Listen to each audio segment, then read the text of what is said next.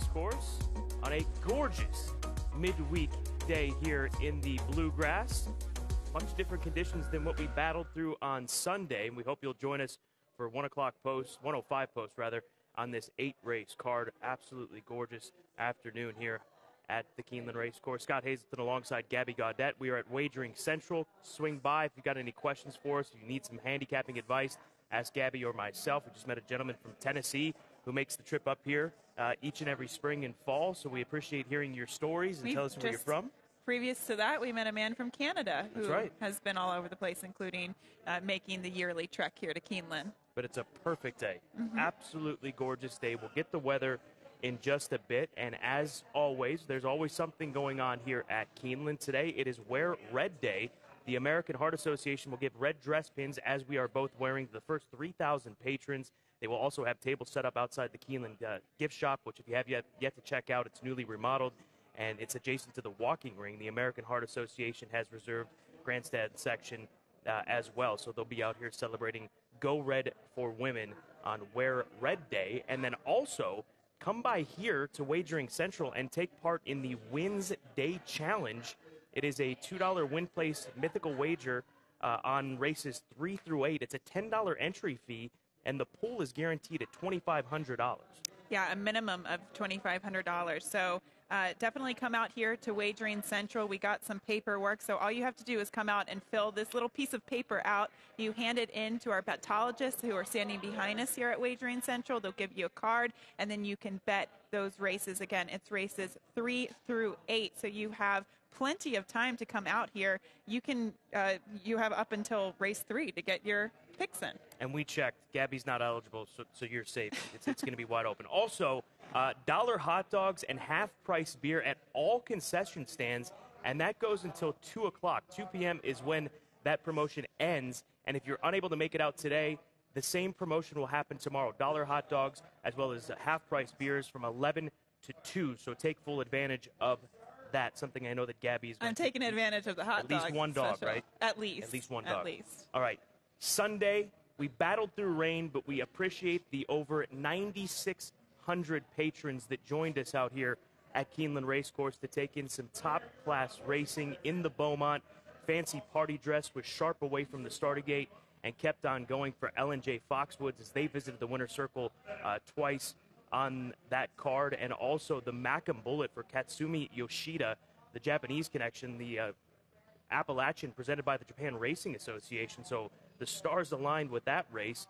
And Gabby, we might see the Macam Bullet on an international stage moving forward in the Guineas, either the French or the English Guineas, which are preps for the French and English Oaks. And that's what Wesley Ward was saying when the horse was originally sent to him from Brian Ellison, that she would potentially leave the United States back across the pond. So we could potentially see her in the 1,000 English Guineas and fancy dress party. I mean, this was a spectacular performance because I know Ben Colbrick said he had missed her work going into the Beaumont, and congratulations to her owners and L&J Foxwoods. That was their first graded stakes victory here at Keeneland, so it was a very special moment. Oh, and by the way, between Sunday and today, we sold some horses yesterday. At least Keeneland did, and they brought a lot of money. There was a full sister to Bourbon War, hip number 130, who went for $1.3 million. So a successful return of the April sale here at Keeneland. But if you don't want to take our word for it on the weather, let's go to WKYT for the latest weather update.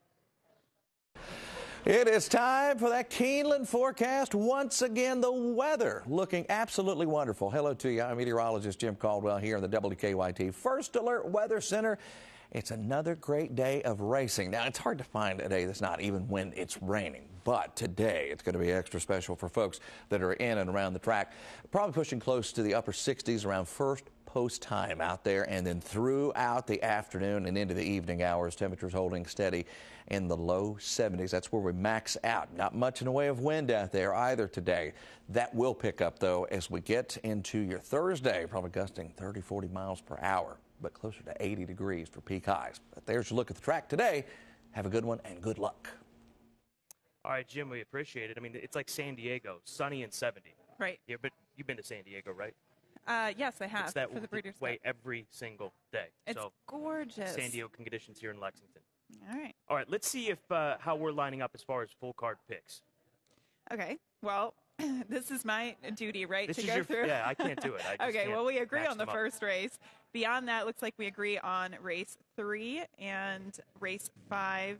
And then we're pretty much all over the map here in terms of when we get to the second half of the card and some of the featured races, including race 7. Definitely all over the map in race 7. You went 1-8-3. I went 4-5-3. Interested to dive into that race in our analysis. Yeah, that's the feature, and that's been the theme of our selections. We agree early. It's tended to be pretty spot on. I mean, I think we've been pretty good, but then it opens up as it does. That's how race cards are put together, especially when it comes down to the late pick 4, which we'll be discussing as well. So don't forget, you can give us a follow on social media at Keeneland Racing on Twitter, at Keeneland on Facebook, at Keeneland on Instagram. And you can also check out Today at Keeneland on TVG2. If you don't have access to TVG2 on your cable or satellite provider, download the Watch TVG app on either Roku, Amazon Fire TV, or your Apple TV device. But we just mentioned the featured 7th race. Let's dive into it. Post time 4:24 Eastern time. There are no scratches in here. And in the lead, installed as the 2-1 morning line favorite, that is the full horse for Shug McGahee, last seen against Grade 3 Company at Kentucky Downs, finishing 6th. She'll be making her Keeneland debut. But I like the one horse, She's Pretty Lucky, a daughter of Looking at Lucky. She's taken on stout competition in her last few starts. Go back to the Endeavor. She ran into Hawksmoor, who was just a class mare throughout the course of her career. And we saw her wrap up her career when we were back there at Tampa Bay Downs. So you can't hold that 6th against her. And then let's go back to March 7th at Gulfstream Park. The run line looks average. 7th, 7th, 6th, 7th. But she was just never given an opportunity in the last 1/8 of a mile with Jose Ortiz. And Tyler's going to take over here this afternoon. You can see she's just not kicking on, but she's not going to have any room to work with. So Jose, I don't want to say he shut it down, but there was not going to be an option for her. I think this is a race that you can't hold against her. Hopefully she can work out a better trip. She had a wide draw that day. She gets post position number 1. So I think clear sailing today for this filly who's run against tough company, and clearly she has the talent to compete against these allowance types. And here's that allowance condition again where simply everybody is eligible for. But I like She's Pretty Lucky to spring a bit of an upset in the featured 7th race. Yeah, there's a handful of fillies who have actually competed against Grade 3 graded stakes company in general, so this is a very deep allowance race. I do respect your top selection, but I went in a different direction with the number 4 in the Lee. She's a lukewarm favorite at 2-1 on the morning line for trainer Shug McGahee, and as I alluded to, she is coming out of a Grade 3 performance last time out at Kentucky Downs. But we'll take a look at her performance 2 starts back. This was over the course of the summer up at Belmont, and I thought this was very good. Watch her and watch where the winner is. The winner is the number 2 in the Team Valor Silks, who's setting the pace. She managed to slow the pace down and take the field wire to wire, whereas the number 6 horse in the lead, she is the only filly who was closing from off the pace. Look at her acceleration and her turn of foot. She winds up only being defeated by just a half length. But Scott, I thought she ran the best race of anybody in that field, and it was a pretty good field to begin with. You look at her race against Grade 3 Company 2 years ago in 2017. She was going against the likes of Rimska, who's going to run in the Grade 1 Jenny Wiley this coming weekend. So I just think that she's got sneaky good class in here, and she's the horse to beat.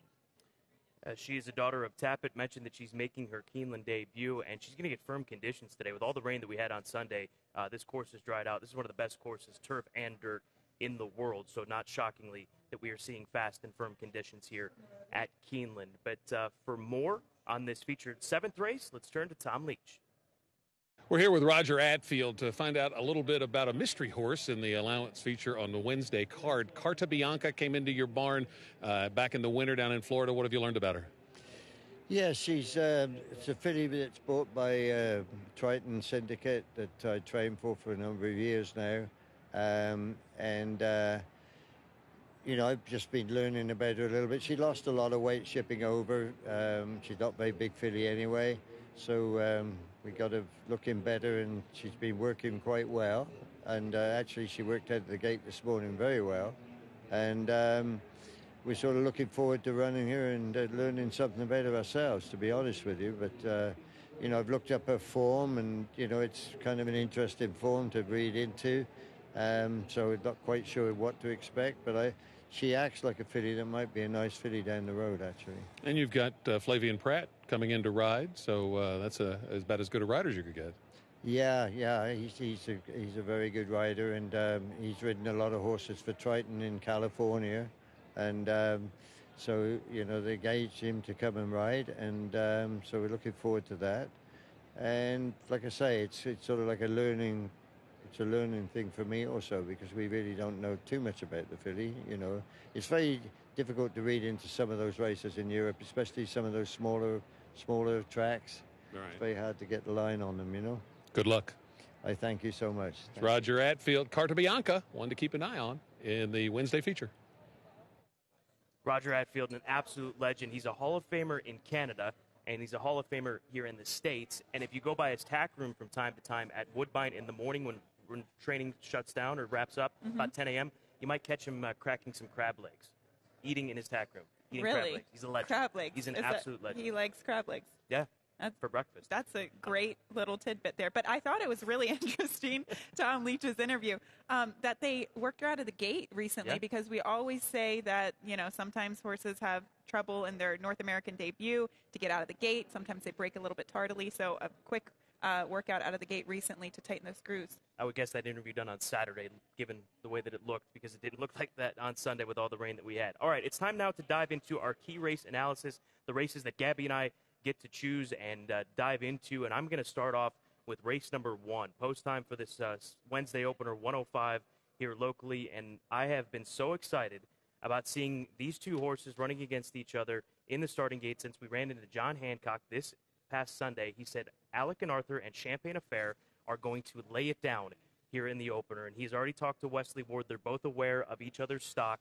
So look forward to this matchup. And they're ideally drawn right next to each other in post 6 and 7, but I can't get away from Champagne Affair, the daughter of Daredevil. Wesley Ward said that of the 2-year-olds that he has worked so far out of the gate, she has been the fastest, which is scary when you consider Lady Pauline and what she was able to do in her debut for the Stone Street Stable. So Champagne Affair Daredevil, who's by more than ready.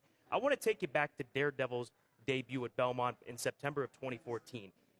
On and off track, he absolutely blew the doors off of this field. Johnny Velasquez told me a story this past weekend that at the time, there was this horse and then there's a Rapoli horse, and Johnny encouraged them to keep them separate to find out who was better because he liked this horse and the way that he was training so much, and Johnny never gets excited about workouts. And that tells you something about Daredevil. After this, Johnny could not keep the mount in the Champagne. He had to go, I believe, down to it wouldn't be Florida in October. I'm not sure where he went, but wins the Grade 1 Champagne with Javier Castellano. So precocity is there for Champagne Affair. Daredevil, the Windstar connections, Julio Garcia, who Wesley leans on with first-time starters quite often.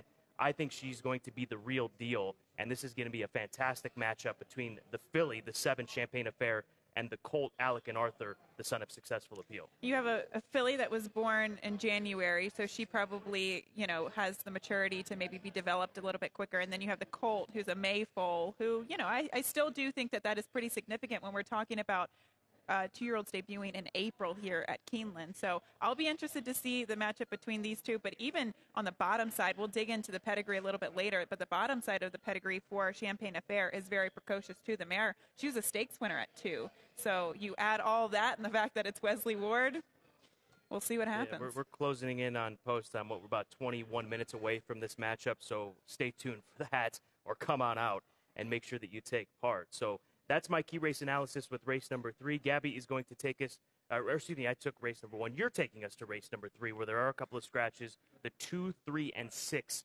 withdrawn. The morning line favorite, Stephanie on Fleek with Sias in the saddle at 3-1. She's 3-1, and I would imagine with some of the scratches in here, she could be even a shorter priced favorite in here. But, one thing that we've seen both on the turf and the dirt is a forward flow to the races. It's been pretty difficult for horses to make up a tremendous amount of ground. This is a starter allowance race. There are horses coming out of, maiden claiming races recently. But the thing that I like about Stephanie on Fleek is that she's coming out of a maiden special weight victory last time out. We'll take a look at that race. It was going 9 furlongs on the turf down at Gulfstream Park. And I just think this is savvy placement by Todd Pletcher here. He debuted this filly against Maiden Special Weight Company. She had to be put on the shelf for quite some time between November and January. And if you're going to take an edge, if you're going to do something and get away with it, it's off of a layoff. So he dropped this filly off of a layoff, made her eligible for this starter allowance race, came back, got the Maiden Special Weight victory, and I think she's going to be the controlling speed today. So I really, really like her. I couldn't make a strong case for anybody else in this field. So target's going to be on her back.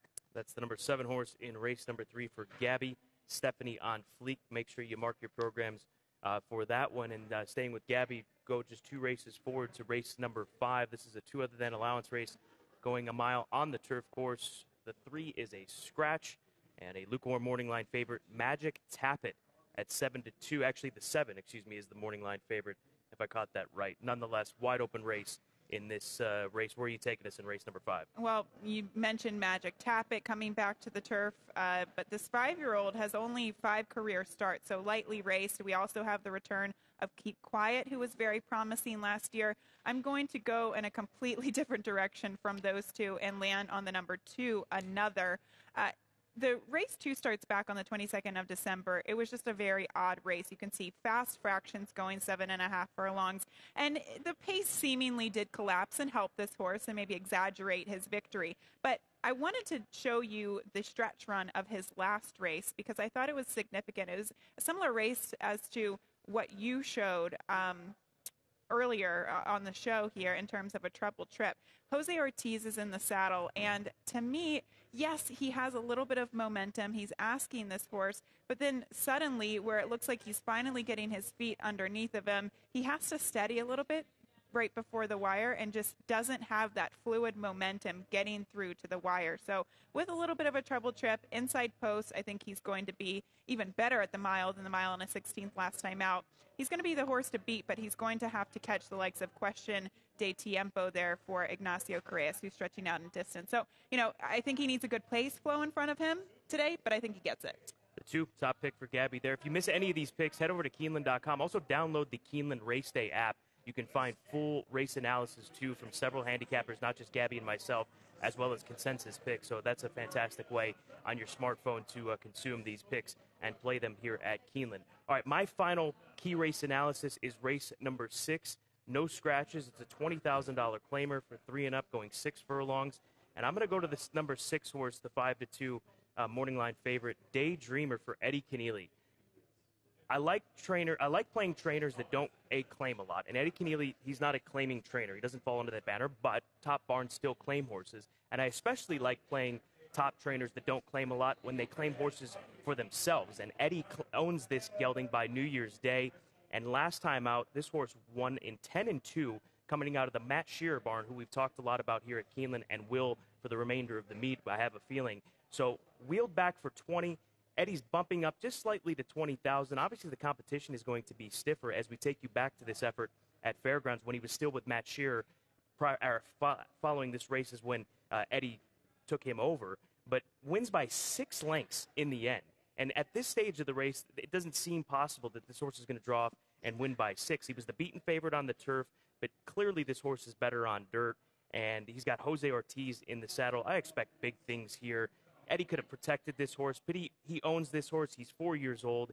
He knows him. Just come back and run for a big purse here, and if they lose him, they lose him. That's how you play the claiming game. I think the 6 is going to be very, very stout in that race, and you have to use him if you're playing the late pick 4. To add to your point, the second place finisher, Soul of Discretion, he came back here on Friday to win a 20,000 non-winners of 2 lifetime 72 buyer speed figure. So he destroyed that field, and that field has been productive since. I'm glad somebody's paying attention because I didn't pick that up.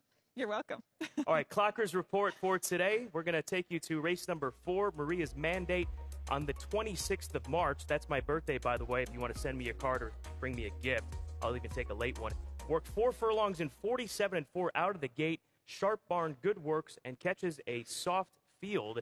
And this is a first-time starter for Brad Cox, who strikes at 20% with first-time starters. And then Carta Bianca in race number 7, the French import, worked on the 6th of April, worked a bullet out of 109 away from the starting gate, and that's from a standstill. Many of the half-mile workouts are from a run-up start, so that is impressive. Sharp work in company from the gate and a series of stamina works over the winter, and first-time Lasix.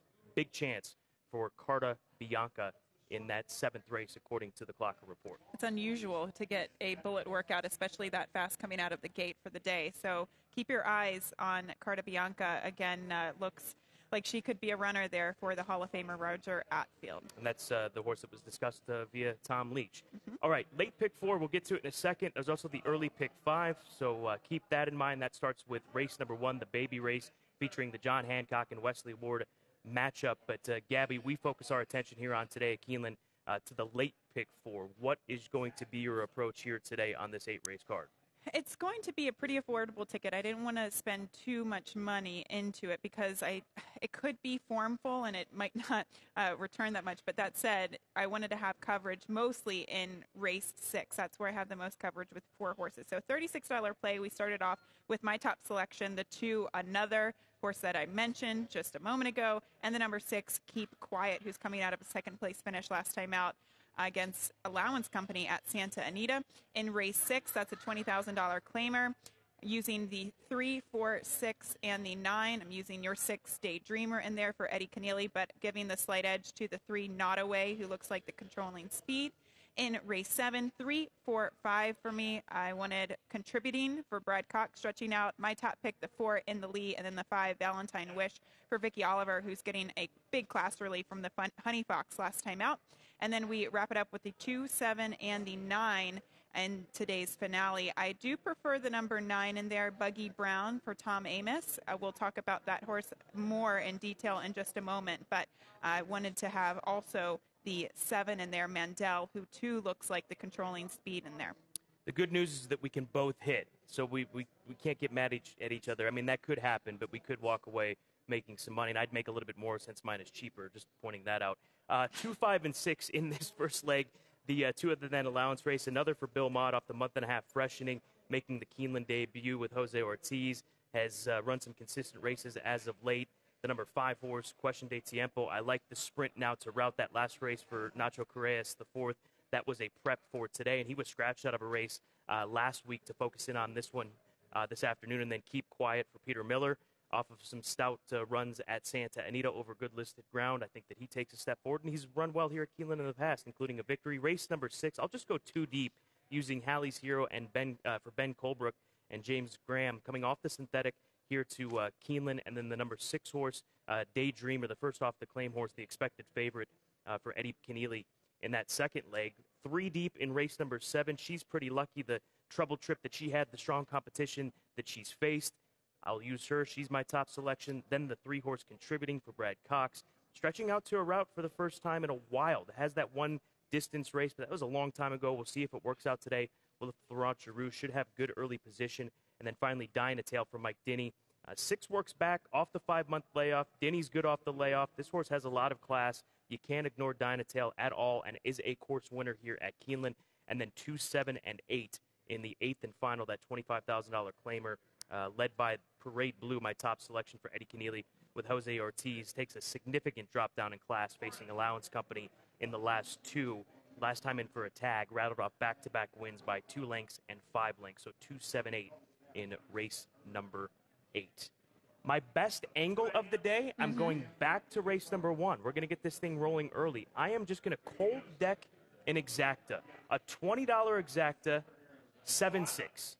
That's it. As straightforward as it gets. How much do you think it's going to pay if it hits? It's going to be better than the 7 winning, creating some value here. This is what my man Dave Weaver does on TVG. A lot of you watch TVG. We know that. This is Dave Weaver's approach. Create some value, 7-6, game on in race number 1.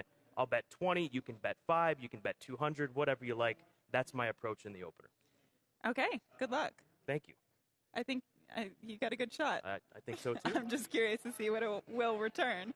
I'm curious to see what my horse will pay if we get there, if he gets the victory here, because he's 8-1. So going for a little bit of a price play here with the number 9, Buggy Brown in the nightcap. Scott tackles the first race. I tackle the last race. This is the get out race, 6 furlongs on the main track. So the reason why I went to this horse, and I believe we have a replay here, but the main reason is because it's first off the claim for Tom Amos. He claims he's such a shrewd, savvy claiming trainer, so you cannot ignore this horse. He was recently defeated at 8-1. This was under the care of his previous trainer in Joseph Smith, but just defeated by a neck for that starter allowance optional claiming condition. It was originally carded for the turf. It was off the turf, but I thought overall a very solid performance from this horse. After that, obviously this is first off the claim for Tom Amoss. Here's a stat for Tom Amoss. First off the claim on the dirt at Keeneland, so a specific stat. He's 33%, a positive ROI of $2.74, and that's out of a sample size of 18 horses. So he kind of spends the winter down at the fairgrounds claiming horses and pointing them for Keeneland and Churchill, and I think we're going to get a good price and a win out of this one. How does he do on Wednesdays, though, in that situation?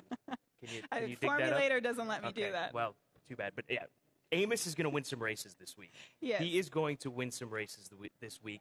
And guess what? Tom Leach agrees with you with his pick of the day. He, as well, is going to Buggy Brown, who's 8-1 on the morning line, 34% off the claim for Amoss, in top form with sharp works on the Keeneland track. Watch out for Amoss in the 8th. I think I was handicapping Friday's card earlier today. I'll be honest with you. I can't quite remember. But he's got some live runners that day. I mean, Amoss, he knows where to spot horses. That is his gift. He puts them in positions to succeed, and that's what I love about Tom Amoss. He knows how to read the condition book. He sure that's does. for sure. Here, there, everywhere, no matter where he goes. I mean, you see horses placed everywhere, and they're always very strong. So first off the claim, 34%. All right, get your Wear Red pin. Come out. First 3,000 patrons will give one. Make sure that you wear red. Wednesday challenge. Compete in the handicapping contest. It costs just $10. You have up until race number 3. And dollar hot dogs, half-price beer until 2 p.m. at all concession stands. We are looking forward to kicking off this second week here at the Keeneland Spring Meet.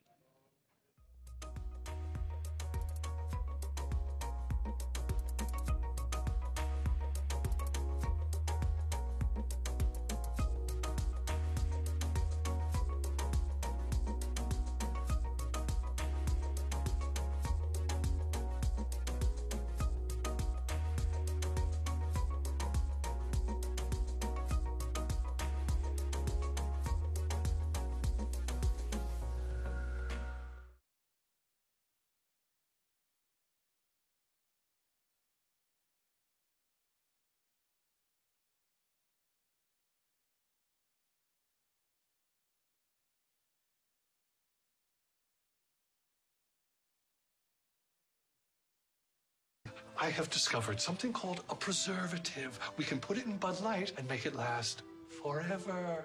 Wait, why would I want it to last forever if I'm gonna drink it now? Start again. Imagine you wanted to wait a year. A year? It won't be cold in a year. Are you all right? Okay. I could be dead in a year, right? Yes, my king, you'll definitely be dead in a year. Maybe sooner. Thank you. I think I'll drink it now. Year-old beer. It's madness. Bud Light. No corn syrup, no preservatives, and no artificial flavors. We're here at Toyota Motor Manufacturing, Kentucky. This is Toyota's largest manufacturing facility in the world. Let's go take a look. Come on. Toyota has invested over $8 billion in this plant alone, producing over 11 million vehicles. It's all part of Toyota's commitment to the beautiful state of Kentucky. Helping to create jobs for nearly 25,000 people. You gotta love that. Toyota Camry, built in the USA. Toyota, let's go places.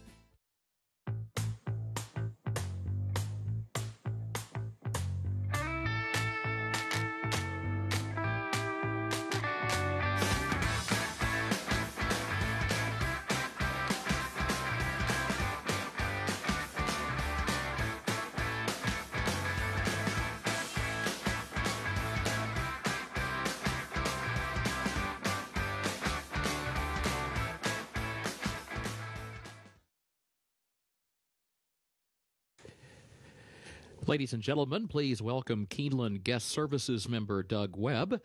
Doug, an ex-English national, is proud to be singing the national anthem for his adopted country. Doug says, "To stand beneath the great tree and sing of a land that will always be free will be a wonderful moment for me." Ladies and gentlemen, please rise for the national anthem.